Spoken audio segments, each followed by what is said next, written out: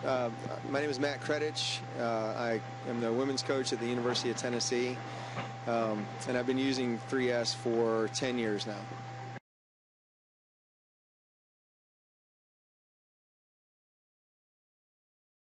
Of the way swimming works. I mean, everybody has in their mind a way that that practice leads to improvement, leads to peak performances.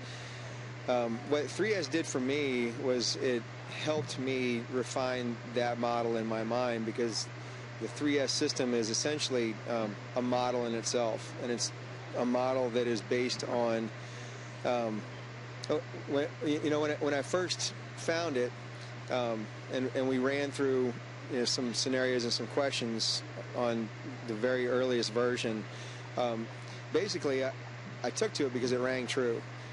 Most of it was a description of what I was doing, and what I was doing was based on all the research that I could find.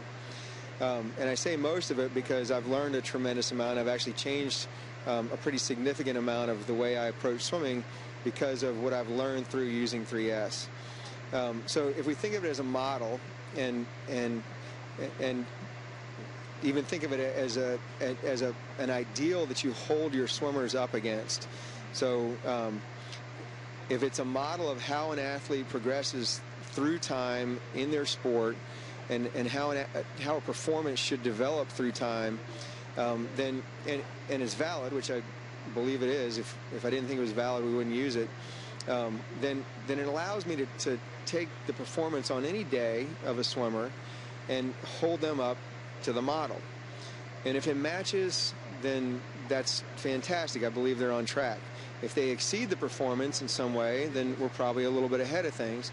And if they don't match the performance, then that allows me to say, okay, there's something going on here. And it could be obvious to me. It could be a technique issue. So, for instance, if they're supposed to be holding a particular time on a certain length of set at a specific heart rate, if any of those parameters are off, then it could be a technique issue. It could be a lack of recovery. It could be interference from some other training that we've done, weights, dry land, or it could be it could be that the athlete's getting sick.